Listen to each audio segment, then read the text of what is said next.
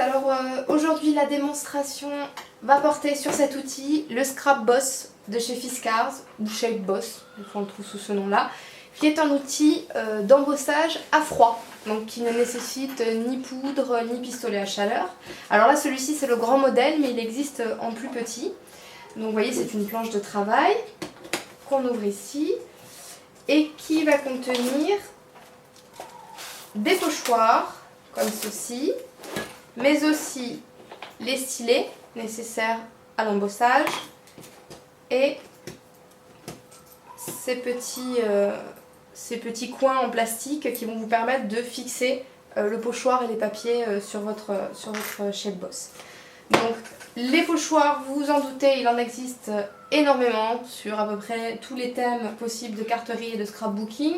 Donc là celui-ci c'est celui qui est fourni d'office, si je ne dis pas de bêtises, avec le Shape Boss. Donc il y a pas mal de lisières, voilà celui-ci aussi de bordure. Donc comment ça fonctionne? Eh bien vous voyez que vos pochoirs sont fournis en fait en deux exemplaires à chaque fois du même motif, un gris et un translucide.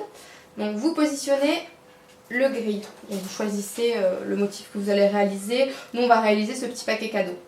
Donc là voilà, je prends une chute de papier, si vous voulez faire sur une grande feuille, libre à vous. Vous positionnez le deuxième exemplaire comme ceci et vous utilisez les petits coins pour coincer le papier. Bon là, a priori je l'ai mis à l'envers le pochoir, enfin, c'est pas gênant. Fiskars est écrit à l'endroit mais le reste est écrit à l'envers donc je sais pas trop. Bon, bref, ce qu'il faut que vous reteniez c'est que le motif va être embossé là, il va être embossé vers le dessous.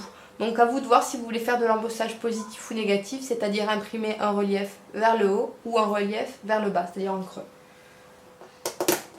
Donc après, vous prenez le stylet. Alors il y a deux stylets différents, donc avec des tailles d'embout plus ou moins gros selon la finesse du motif que vous voulez embosser. Donc moi je vais faire ce paquet cadeau. Donc je tiens bien, je me positionne, voilà, je tiens avec les doigts et je vais mettre plus comme ça peut-être. Et je suis les pourtours du pochoir en insistant un petit peu.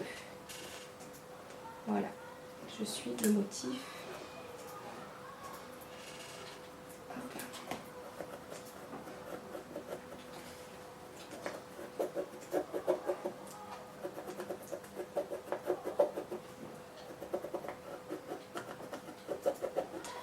Voilà, allez je vais faire le petit cœur qui est juste au-dessus pour vous montrer un deuxième exemple.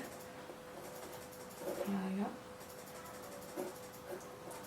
Bon, je me doute que c'est pas très pratique pour vous le fait que je sois gauchère, hein, mais on fait ce qu'on peut. Donc une fois que vous avez terminé, vous retirez vos petits coins, hop, vous pouvez ranger. Hein. Vous voyez, tout est prévu pour qu'on range. Ça ne veut pas dire que ça marche, mais bon, on essaye. Voilà, donc vous retirez votre papier et vous avez vos motifs en relief, donc soit relief vers le haut, soit vers le bas. Sachant que vous pouvez accentuer ces reliefs par exemple avec l'usage de craie ou de pastel que vous passerez comme ça légèrement dessus, ou aussi avec sur certains papiers, c'est très joli. Je pense notamment au papier corps impression, c'est-à-dire c'est des papiers qui ont une espèce de sous-couche de couleur et quand vous passez dessus avec comme du papier de verre, une sorte de pierre ponce, ça va révéler là où vous frottez la couleur qui est sous le papier, enfin qui est à l'intérieur du papier. Ça peut faire des rendus très sympas avec cette technique d'embossage à froid.